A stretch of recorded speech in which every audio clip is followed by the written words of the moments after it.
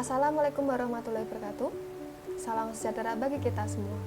Salam jumpa kembali mahasiswa-mahasiswi Fakultas Keguruan dan Ilmu Pendidikan, khususnya program studi pendidikan matematika Universitas Terbuka dimanapun saudara berada. Pada minggu ini, saudara akan mempelajari tentang pengetahuan dasar statistika. Silakan saudara membuka buku materi pokok PEMA 4210, Modul 1.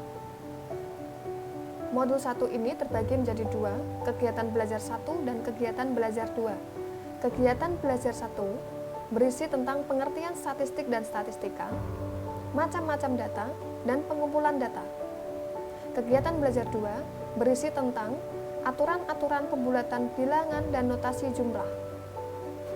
Setelah mempelajari modul 1 ini, saya sangat berharap saudara dapat menjelaskan pengertian dari statistik, statistika, dan data statistik, dapat memberikan contoh macam-macam data, dapat menjelaskan cara-cara pengumpulan data, dapat menjelaskan pengertian dari sampel dan populasi, menjelaskan aturan dari pembulatan bilangan dan menggunakannya, serta menggunakan notasi jumlah.